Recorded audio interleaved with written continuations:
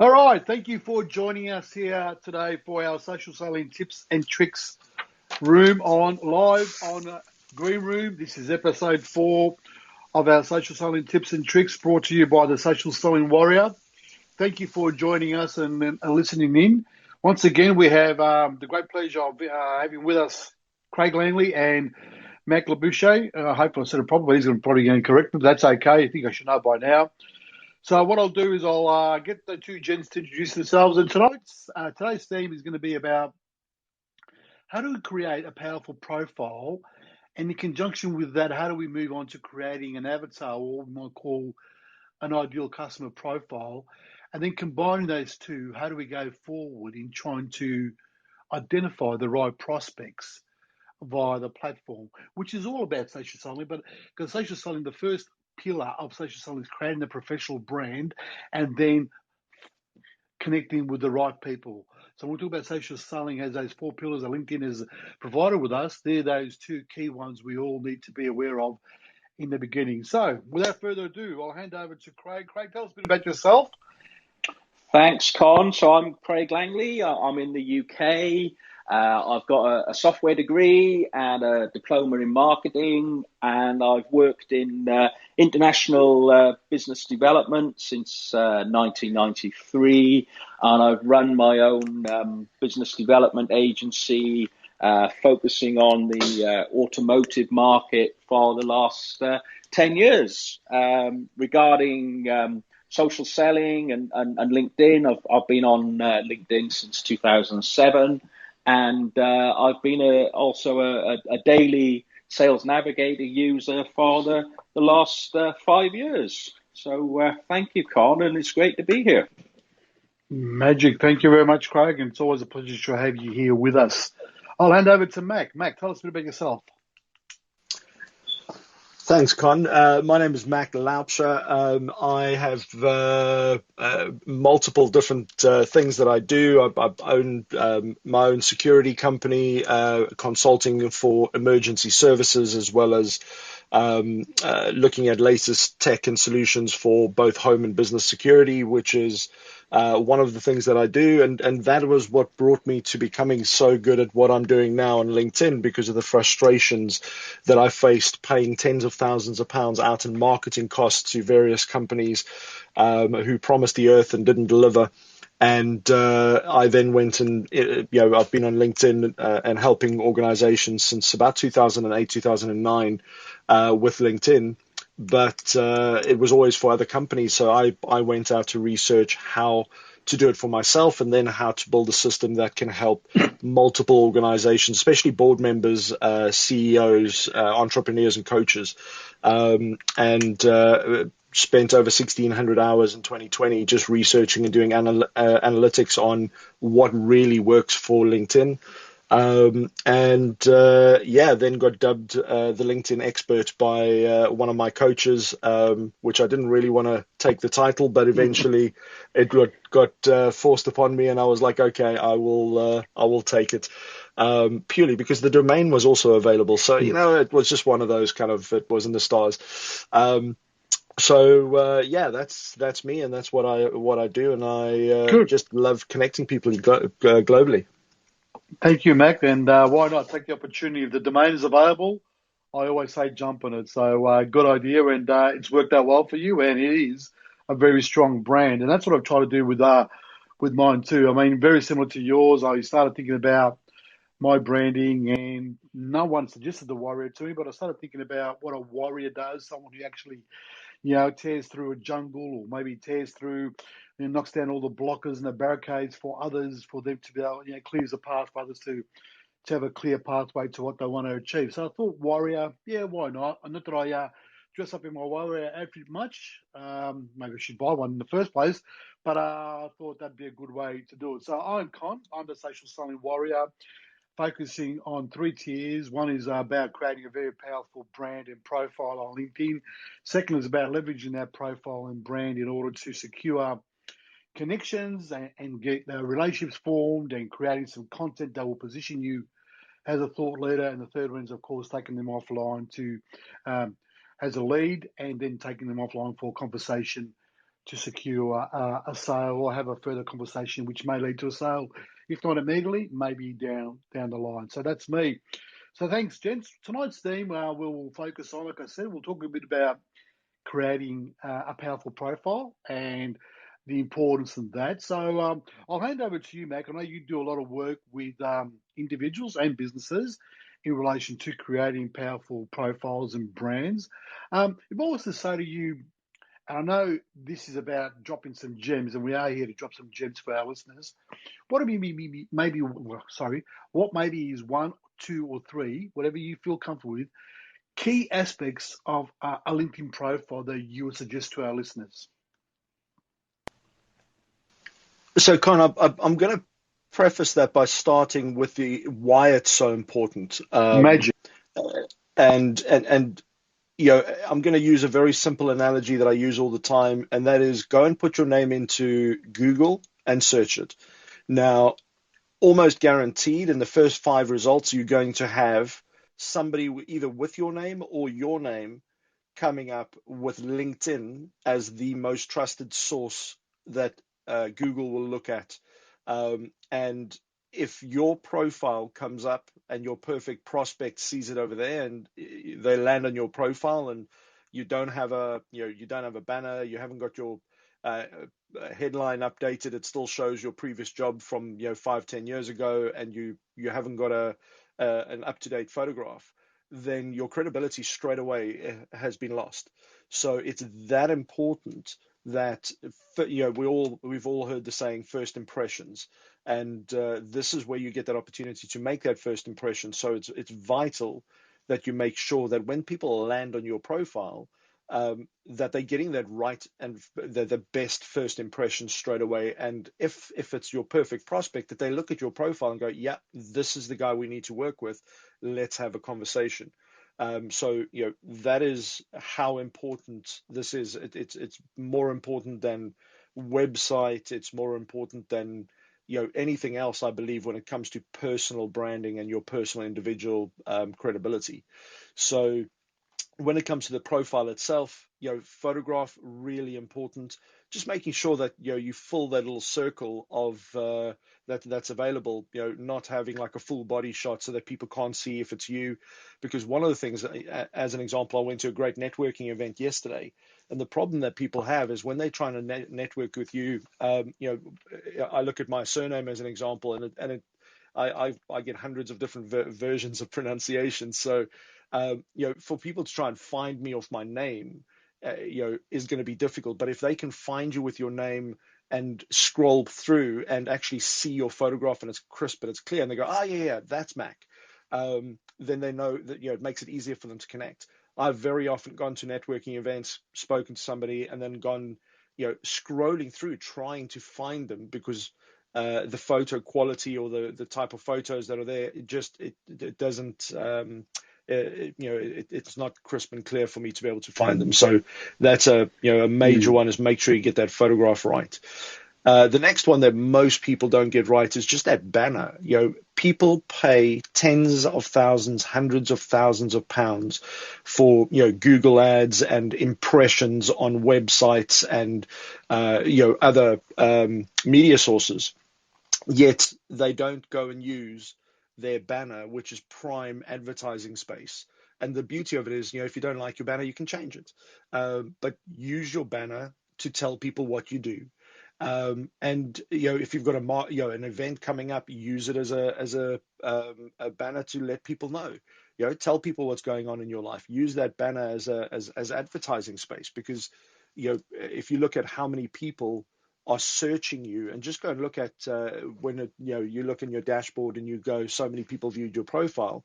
That's how many effective impressions you've had in the last say month, that people have gone onto your profile, and that's how many people don't know what you're doing. So little things like that make a big difference. And then one of the bugbears that I have is contact info. Now, people want to be found on LinkedIn, and they want to come across as the professional, but then they make it so hard for people to actually connect with them. Now, depending on how many people you've connected with, LinkedIn may give you restrictions, and it will tell you, you can't connect with somebody because you're not a direct connection. And sometimes it'll even prompt you and say, hey, can you put in their email address? So it's quite difficult for them to potentially connect with you depending on their own settings as well. So the contact info, which most people just don't for some reason update. A lot of people will just have their LinkedIn URL in there, or they'll have their company website on there. And if somebody wants to reach out and connect, make it easy for them. Give them a way to be able to connect. Either if you don't like people picking up the phone and calling you directly, maybe just having an email address on there. Just having something simple so that people can connect with you. Now with so many other platforms like Twitter and Clubhouse and everything else, putting those in there if that's where you spend a lot of your time. So just making it easy on your profile for people to be able to connect with you and reach out. And then your about section, same thing, is give people a reason, why you do what you do, why you're passionate about it. A lot of people go in there and they it tends to be like a CV, and as business owners, it doesn't need to be like a CV, but it must have some of your results that you've gotten, and how you've helped other companies and why you do what you do. And please, one of the biggest challenges that people have when it comes to reading block text is, for me as an example, I'm dyslexic, so when I see the about section from top to bottom is just this one massive block of text, I don't even bother reading it. So make it easy by allowing white space in between so that it's easy for all your readers to be able to go, because most people, over 67%, use mobile for reading your profile. So make it easy and searchable. That's me, and I'm done. That's some great advice, and I'll just pick up on a couple of things you've said there, Mac, which is really good. I think one thing people fail to do is when they write their profile, they usually put a title in, because we all still remember the LinkedIn. Well, LinkedIn initially started as a recruitment tool, and then it morphed and progressed towards a professional networking tool. But a lot of us still put in CEO of this, or co-founder of this, or business development manager at this. I say to people, I can find that by scrolling down to your experience. Use that space up the front, as you rightly say. That's what Google loves to also pick up and read, in using some keywords in that space of how you help people, what you achieve, how you help people achieve X, Y, and Z. So find some keywords and put them in a sort of sentence or some sort of logical way in those first two lines of your profile, because that's what Google is, one, going to index and pick you up on, and two, that's also going to give people an idea of what you do and how you help them. If they want to see your title, they'll scroll down to your experience. They'll see you're a co-founder of this. They'll see your CEO of this, or they'll see your business development manager or marketing manager for XY company. Use that space. The other thing you said there was about being identified, and that's why the picture is so crucial.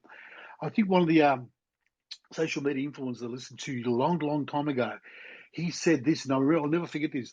Social media has taken that first meeting from a handshake to a hug. Like you said, when someone sees you that picture and they recognize you, it's like they already know you. And even if they don't remember your name, your surname, they'll know you because they've already seen you. They've already had some interaction with you, or they bumped into you somewhere. So we don't have to formally introduce ourselves anymore, because they've already come into interaction with us. We just say, "G'day, how are you?" Just like we would say to another family member or family friend, or friend we haven't seen for about 3 or 4 years from high school or something. We'd say, "G'day, how are you?" And that's what social media has done by having a very, very clear and very solid profile pic. That will allow people to be able to interact with you in that sort of more social manner, rather than having to make it more formal in relation to connection. So that's what I would add to those things you said, Mac. I know very, very valid. Craig, I know you're doing some other things in between. Would you like to add anything there about profiles? Yeah, just to sort of add about the LinkedIn URL that you're given. You're given a standard URL with a load of characters and numbers in it. So customize that to something short and meaningful. And also the about section, as you were both saying, tell your story, but don't tell it like a CV, as Max said. Don't say I did this and then I did that. Tell your story.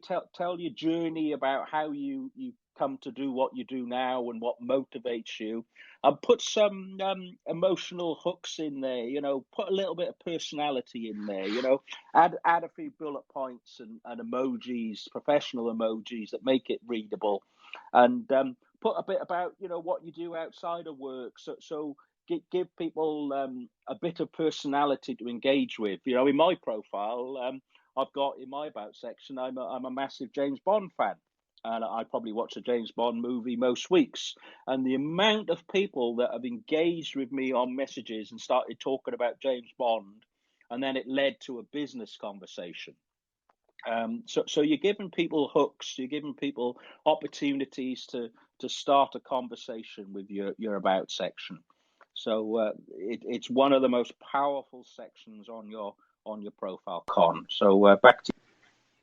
No, and very valid point, and something that I suppose a lot of us don't talk about, which is very, very important, is that vanity URL, that URL of your LinkedIn profile, which is just numbers. But even if it's, you can't find your name because there may be a lot of Smiths or Browns out there, just find something that maybe your middle name initial or something like that, or maybe something else that will allow you to use your name as a URL for LinkedIn, because that's very, very important. Because when we all get on LinkedIn, we're all given a number, and it's a long number, and a lot of us don't go and change it. And it's so easy to change it these days, and it's so easy. And you can change it as many times as you want, I believe. And I've changed mine a couple of times. So if you want to promote yourself in the business you're in, or you want to promote yourself as a name, you can alter it and change it around. So that's great.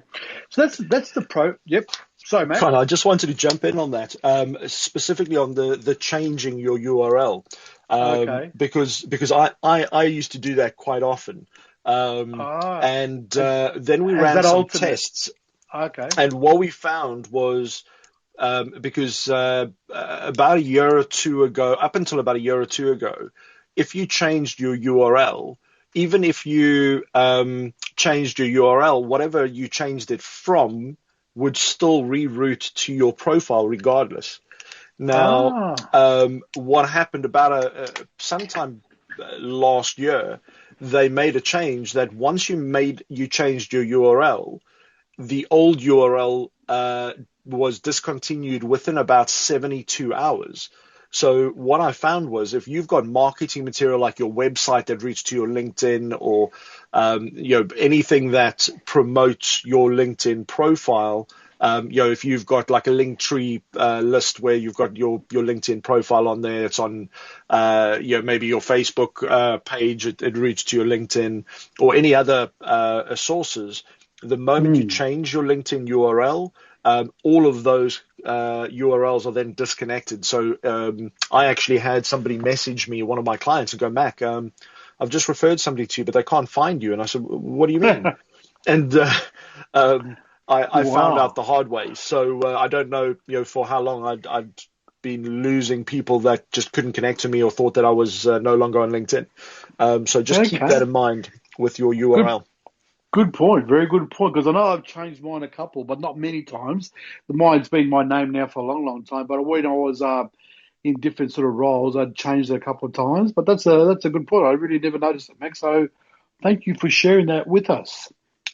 So let's move on. So we talked about the profile there, and we can go on more about the profile. I think when it comes to social selling, and remember we talk about social selling, that's people that are not looking for jobs. Social sellers are people that are looking to garner some new leads or connections in order for opportunities to create business opportunities. So one aspect that I think of the profile that is overlooked is, well, there's two really. One I think is overlooked is the featured section.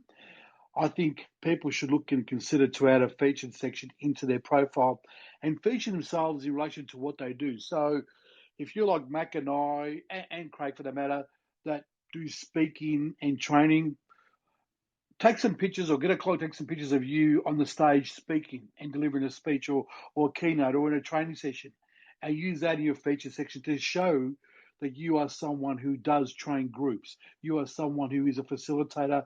You are someone who's able to coach and train others in your expertise.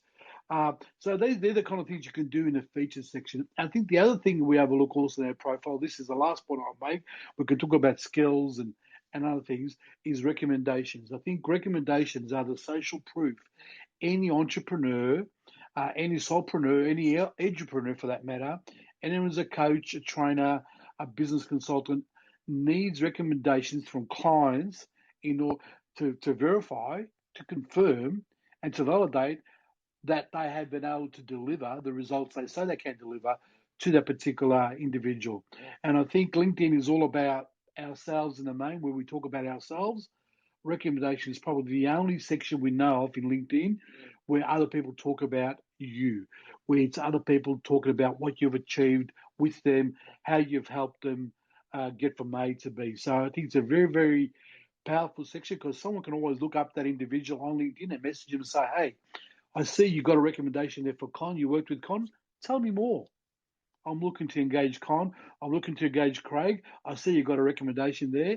Can you tell me how Con or how Craig helped you? How did Mac achieve those aspects that you talked about in your recommendation? So I think it's very important in that respect. So Mac or Craig, any views on recommendations? Go ahead, Mac. Okay, Craig. Thank you. Sorry to jump in there. So, with recommendations, it's as you say, social proof. And one of the things that it's become more powerful than is the recommendations or testimonials we. I don't know if you could. There we go. Sorry. We lost you then, Mac. Can you just repeat? Can you hear me now? Loud and clear. Brilliant. So with regards to the recommendations from they're even more powerful than testimonials that we tend to have on our websites or other pages, because what people tend to do is we've always seen nobody puts bad recommendations on their website as an example. But when it comes to those recommendations, I know a lot of people that when they do a startup and they start their website, the web designer just creates some testimonials for them, so they don't even exist. So the beauty of LinkedIn is it's the highest trusted source by most of the search engines, but also it's one of the places where you can actually go, okay, so and so has recommended them, and you can check out who recommended them, so you can kind of see the quality of the people that are recommending them as well. What I would recommend for recommendations is when you ask for them, please be very specific. Unfortunately, most people will just send a standard LinkedIn, hey, would you please leave me a recommendation? And they might get something back that says, hey, Connor's a great guy. And that doesn't really serve you. So it's really important to ask specific questions. And my tip on that is I have three things that I ask. I always ask people, hey, can you, number one, please tell people why you decided to work with me and what you got out of it. Number two, what do you think others will get from working with me? And number three, anything else that you feel is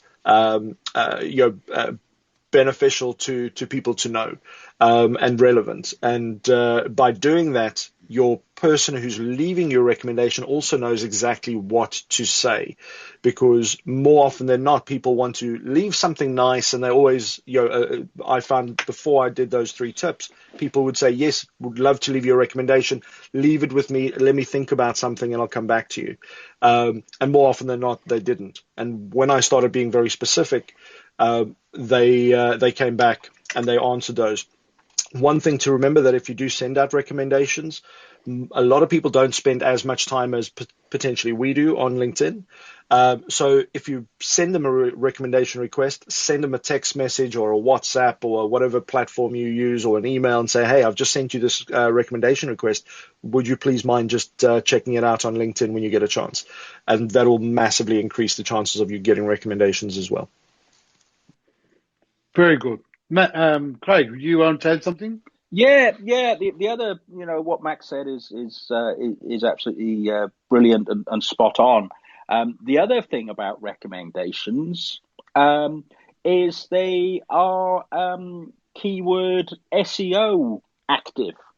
So if Wow. people are writing LinkedIn, for example, as a word in your recommendation, that will actually add to the SEO of your profile. The words that are used in the recommendation are quite important. I just wanted to. That is amazing, Craig. I wasn't aware of that one, to be honest. So you're saying the recommendations, it gets picked up by Google as part of its meta crawl. It Is that get what, is that picks what you're up in a saying? LinkedIn search. So if somebody did a LinkedIn search and they were looking for sales or marketing or business Yep. development or LinkedIn, for example, Yep. the word count goes up if you've got that in your recommendation as well. So it Good is point. SEO, LinkedIn SEO active. There, there you are, listeners. If you're listening into this via podcast replay, there is a really good tip there from Craig. So go back, rewind if you have to, and replay that, and make sure you keep that in mind as part of when you're going out seeking recommendations. And Mac makes a really valid point that there's some really good structures there about the three tips or the three ways you ask for recommendation. One is, why did you choose to work with me? Two, what would others get out of working with me? What do you believe others would get out of working with me? And three, anything else that is relevant to you working with me as a client or a colleague, whatever the relationship was of the individual you're seeking a recommendation from. So really good tips there for everyone to keep in mind when seeking recommendation. And like Max says, don't just send out that ask for recommendation. People would like some guidance. I think they would be happy to receive some guidance. It's not you writing the recommendation, it's you guiding them as to what are aspects you'd like them to highlight as part of what you would like to have on your profile. Very, very good point there. Let's move on, guys, to now talk about, if we can quickly and briefly, about then how do we start creating an ideal customer profile, what we might call an ICP, or what others call an avatar, which is how do we start gathering some evidence and data and information about who our ideal customer is. So, Mac, I'll go to you on this one first. So, what's one way you've gone about in identifying your ideal customer? I think one of the things that I found and what works really well with my clients and for myself is just looking at your last 10 or so clients that you've worked with, looking at who are, and doing a process of elimination. Because what you tend to do and what I recommend to people to do and what I do on a regular basis is I look at the ones that were profitable, because otherwise you shouldn't be in business, because that's going to cost you. So have a look at your last profitable 10 profitable clients, and then once you've worked out who those are, then you look at, well, who did you really enjoy working with, and that you jump out of bed in the morning to be able to work with more people like that. And look at the ones who you didn't enjoy working with and eliminate those from your list. And then have a look at what industries and what look at the age profile, where they're located. Really look at the detail and what similarities they have. And that will give you a good starting point if you don't have one. For me, those are the kind of things that I look at, and I look at what I enjoy and who I enjoy working with, and where I get the most and able to give the most value as well, based on my historic experience. So hopefully that makes a little bit of sense, Con. Yeah, it makes a lot of sense. That's great. Thanks, Mac. That's some really valuable tips there. Craig, do you have anything different to what Yeah, Mac was saying there? Yep. I think the American phrase, the riches are in the niches, as they say, is pertinent here. Yeah. So niche down. So as Max said, a lot of LinkedIn trainers will niche down on small business owners, I work with automotive startups, so my ideal client is 10 to 25 people working with automotive software or electronics that don't have an established sales force. So that's my niche, and I think that the more defined you can get, the more granular you can get, the easier it is to attract those people to you. And you know, I think that the riches are in the niches, as the Americans. Yep. Matt, go for it, buddy. So I wanted to expand on that. Because Craig's hit the nail on the head about one of the biggest things I see when people are trying to reach clients on LinkedIn is that whole fear of missing out. And so they cast their net so wide that they have no idea where to start. And it's overwhelming. And they say, well, there's no opportunities. LinkedIn doesn't work. But the moment they focus and they niche down and they become very specific, to give you an example, with my security business, I was like, well, hey, my team can serve anybody, they can protect anybody. But then once I did that little exercise with niching down, having a look at who we serve best, who we enjoy serving, who we give the most value to, we found that for that, as an example, were GP solicitors, business owners that did a lot of traveling. And the moment you niche down, and it's that old saying of what's it, 2 inches wide and a mile deep. And then all of a sudden you've got a list to work with. So, with one of my clients, as an example, she found working with a certain group of solicitors who had a certain accreditation was really handy and useful because there was just a dovetailed into her services. And once we just focused on that, all of a sudden she had a list of 200 local solicitors that she could work through over the next 3 months just to reach out and connect and have a cup of coffee with them. And her business exponentially grew when she literally got that specific, as opposed to trying to reach out to anybody and everybody who might need her services. So, to back what Craig's saying, is so important to be able to know exactly who you go after, and just start with somebody. The reality is, if somebody outside of that niche comes to you and wants to work with you, you can always say yes or no. It's not like you're going to totally remove them from the planet. It just makes you have a very clear starting point. And then you'll find actually on LinkedIn that today's article, I think, Con, you've read it as well, is now 774 million users. So, when you niche it down to a few hundred, it makes it much easier to know where to focus. Just on that, for both of you, then the question I suppose some users might be asking is, well, how granular do I get? So, we read a lot about creating an ideal customer profile, and there'd be certain people who say you need to get down to marital status, income levels, location, suburbs, children, schools, and so forth and so forth. So how granular does one get in relation to, I know you get granular because you want to minimize the number of results you have, so that way you can have a better opportunity of prospecting to a small number of results. But how granular does one get in relation to developing an avatar? Can I answer that one, Con? It's Craig. Yeah, no. You can't search for ages on LinkedIn. But you can search. If you've got Sales Navigator, you can search for years of experience. So you can search for 10 years plus experience. But I think you want to define the skill set and the company size, at least, of your avatar, and the location. And also try and define, what sort of groups they're going to be in, what sort of hashtags they're going to be interested in. And as soon as you can start to define that, your content strategy and your engagement strategy in terms of messaging starts to fall into into place, Con. So I think the more you can define it in terms of skills, location, and the type of thing that these people are going to be interested in, the easier it.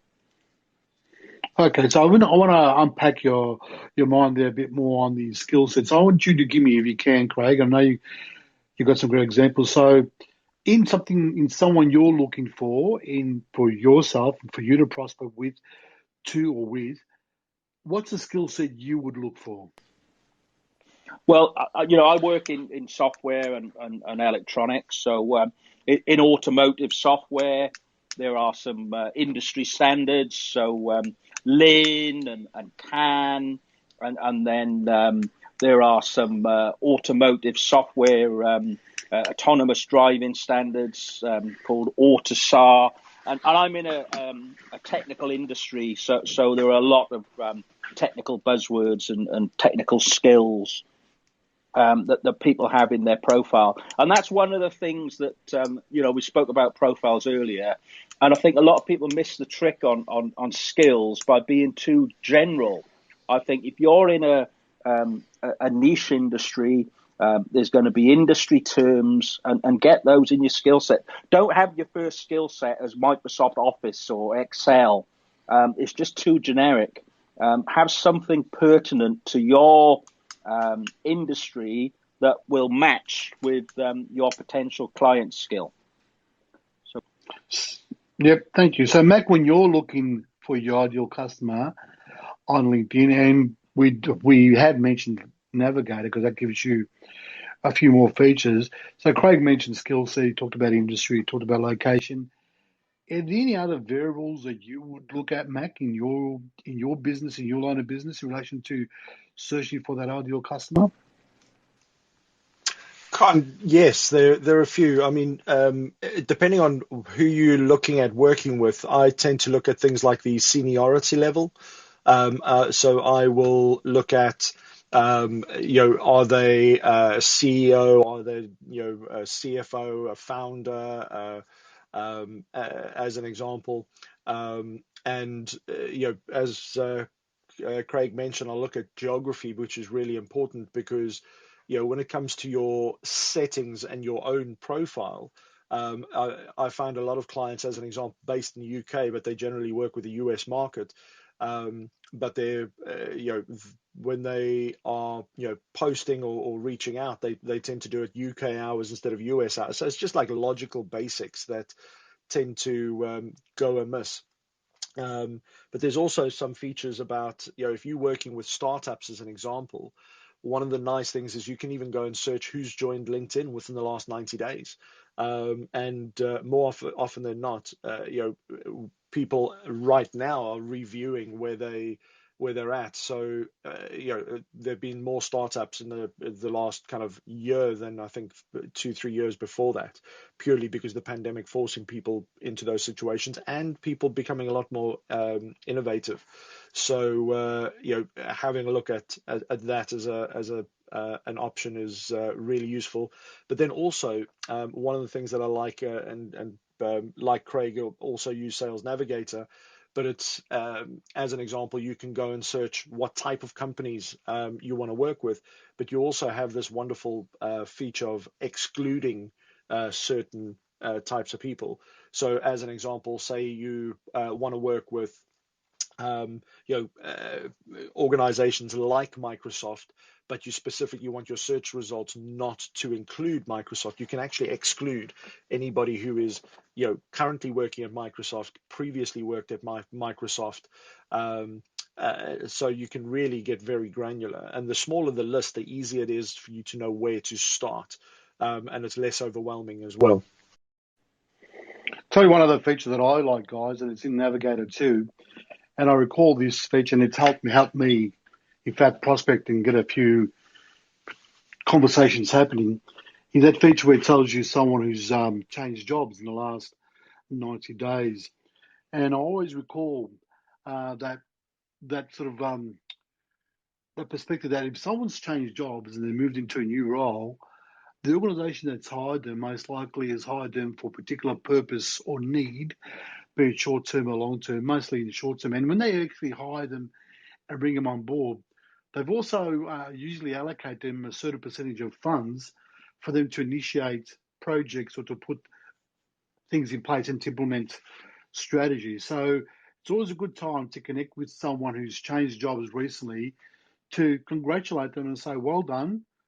Congratulations on getting the role. Sounds like an exciting time ahead for you. Love to have a conversation when you got your feet under the desk and had a bit of time to get your head around what's happening and see how we can maybe help you in achieving what you want to achieve. And I've always thought that's sort of a bit of a soft, not too salesy, but a bit of a soft intro and helping out. And they, mind you, these will be connections you've already got. So therefore, the intro is a warm intro and it's someone that you may have worked with in the previous organization. So they already know what you can deliver. They probably have already tested your services. So when they go to a new organization, they're probably going to look for someone like you again to help them, because the only reason they probably got that job at the new organization is because they did such a good job at the previous organization. And you helped them do a great job. So why wouldn't they use you again? So I've always used that approach where if someone's changed jobs and they're in a new role, reach out, say hello, wish them the best, wish them congratulations, and tell them that you're really looking forward to see how they go, but also extend the hand of friendship and say, is there anything you would like we can help you with, or what we've did in the past, or anything we've done in the past that you think is valid going forward, please let us know. I'd love to reconnect. And I think that's always a very good strategy to use. Yeah, absolutely, Con. It's Craig, and just adding on top of the sales navigator discussion in terms of granular searching. I work with a lot of startups, as I said. 10 sort of people, 15 people is my ideal. One of the searches that has proved very, very powerful for me in terms of winning clients is number of followers to their company page. You can search for number of employees to a company, but it doesn't tend to be very accurate. But I did a search for people who have, 200 to 500 followers to their company page. And it produced a really, really targeted list of established accounts, but, are using LinkedIn actively, but have not got to the point of employing a large sales team yet. So that was really, really powerful. And then what Matt said as well. Sorry, Con. No, can you just clarify that for our listeners? And maybe someone's on their desk and they're looking at LinkedIn and they're trying to replicate what you're saying. Right. Well, this was a sales navigator search. So in so Sales Navigator, you can search for accounts. Yes. So you can search for what's called leads, which is people, and you can search for accounts, which is companies. In the account section, you can search for number of followers, and that's the number of followers they have to their company page on LinkedIn.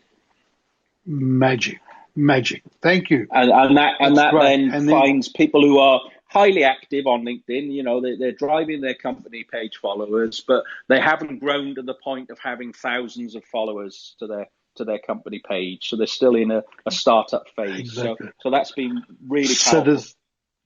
So therein lies a great opportunity for you to help them increase their brand and their profile to get more followers to their company page. Is that where we're heading with this? No, it was the fact that they're a startup, and my client that I've just started working with in Italy, they have 300 followers to their company page and 10 employees. So there was a nice correlation there.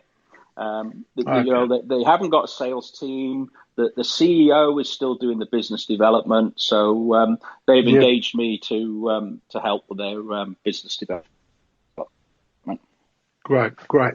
I know we've touched on Sales Navigator here quite a bit, and just for our listeners, that is a premium feature. That's an additional feature you have to pay for LinkedIn. I suppose that's where LinkedIn makes some of their money, aside from ads and other things like that. They also sell you premium products. The one is the actual LinkedIn Premium.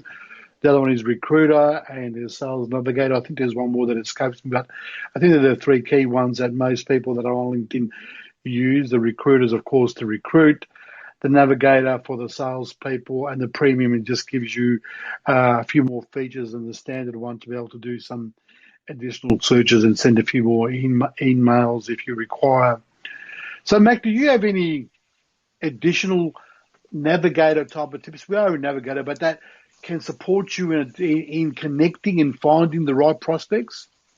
I have one which I recently, over the last couple of months, started playing with because ultimately, when you start looking at your key prospects, a lot of the time it's looking at that chain of events that happens for why somebody would work with you. What else is happening? What typically would happen before they would work with somebody like you. So as an example, I'm going to use web developers as an example because more often than not, when somebody's in that startup phase, they want to get the website launched before they go and go public, or they start letting people know about the new business, and it's like, hey, here's our website.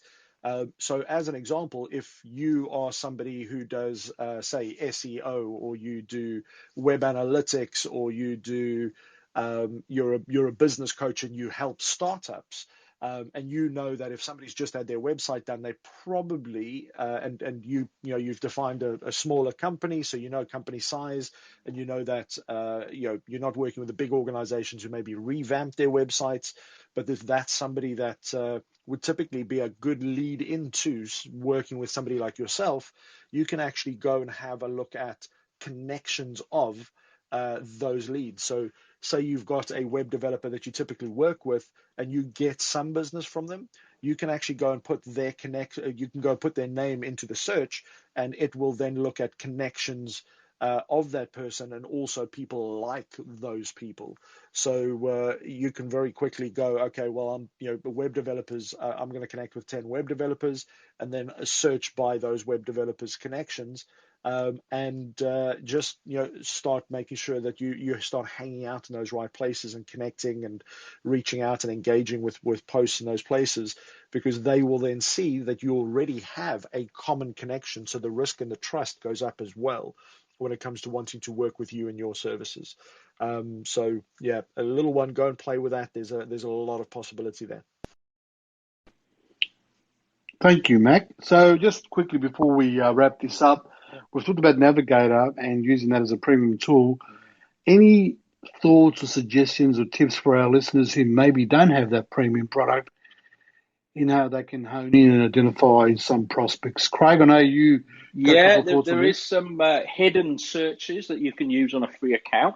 We spoke earlier about skills, and you can actually type into the search bar skills : and list a particular skill, and then you can combine it with Boolean logic. So you can use the or, capital OR, or and, AND, or not, NOT.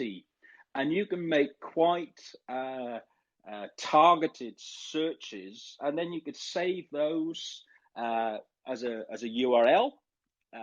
Or if you've got Navigator, you've got save functionality. But if you haven't got the save functionality, you can bookmark the URL and then just change the skills. And you can combine that also with job title. So you could put and title : so you might want to search for director, for example. So you can search for people who've got a certain skill set like Java, or we were talking web development earlier. And you can combine that with a title, CEO or chief executive or director, and get some very, very targeted searches on a. So how long can that search string be, Craig? So can I add country? Can I add language? Can I do and country and language? Country, you can't do country, but you can add 3 or statements. It will work up to 3 or statements, and then I think it'll work with 3 ands as well, and then it'll probably work with 1 or 2 nots. So you can get probably 7 or 8 statements into a search, and as I said, save the URL, bookmark the URL, and you can go back to that and just tweak it. Yeah, good. That's really good. So listeners, there you are. That's a really good strategy, whether you have a navigator or not. A great strategy to deploy, and I've deployed that since I've been speaking to Craig a number of months ago, and it gives me some amazing results. And I like what Craig says, I tweak it a lot in relation to title. I put director, I put VP, I might put manager, I might put quality assurance or something like that in that title, and I get different type of results. So do one of them and then start and save it, like Craig says, as a bookmark, and then start tweaking that and save those as additional bookmarks depending on the results you get if they're the what you're after. So great strategies there from both Craig and Mac. Mac, I'll give you the opportunity. Any free tips you might have for our listeners in relation to searching? All I want to really say is, please go and connect with Craig and have a look at his profile. He did one of the most simple videos on the search function. And if you go and watch that, it will literally take you step for step through what Craig has just mentioned. And I think that little video, he doesn't realize how much of a service he has done to the LinkedIn community by showing them how that works. So go and connect with Craig and make sure that you get access to that little video. And dare I say, it's probably and Craig, dare I say, it's probably one of your best performing videos, or if it isn't, it will be by now. Yeah, it got over 100 comments. It got shared in quite a few of the LinkedIn groups. So I didn't realize people weren't doing this. I think in my search I used the keyword the search filter headline, which is another hidden filter. Okay. So you can do a headline colon. And so headline, what does that be? Video, Craig? What does headline? Yeah, headline colon. Oh, yeah, headline colon is another filter. Okay, and that will search those first two lines of your profile. Yeah, right? That's right. And I did a demo for LinkedIn trainers, because LinkedIn trainers tend to have LinkedIn in their headline. So yes. It tends to be a much more targeted search if you use. That's great. That's really good. And that's a good segue, because we're coming to the end of our chat today, Jen. So just want to finish off where could our listeners find you and find those beautiful videos, tips you have, or all those other posts you've got. So, Craig, I'll start with you. Where can our listeners find you if they want to connect and have a look at some of your videos? Yeah, well, they can find me on LinkedIn, Craig Langley, or my URL is my company name, which is HJ Sam, Hotel Juliet Sierra Alpha Mike, HJ Sam. And I've got an open profile, so people can message me even if we're not connected. And I've got that video there in my featured section. Magnificent. Mac. So for me, I've tried to simplify it. So I now have the URL, thelinkedinexpert.com. If you go to that, it will direct you to multiple ways to connect to me on LinkedIn, and booking a call with me, etc. So it's all there in one place. Or if you want to connect with me on Clubhouse, I have got thelinkedinexpert.club. And that will take you to one of the clubs that I run on there as well. So I still have to work on the Greenroom and put that in there as well. And Craig is also active on Clubhouse and under HJ Sam. HJ Sam, yeah. HJ Sam on Clubhouse. Yeah, and Craig, guys, runs some great rooms on Clubhouse, and he probably is late for one or two at the moment, but we'll roll up soon. We'll wind up soon. So thank you very much. And if you're looking for me, ladies and gentlemen, I'm Social Selling Warrior is the hashtag. So if you search that hashtag on LinkedIn, you should be able to find me. Website is currently up for development. It will be finished soon. socialsellingwarrior.com will be their website.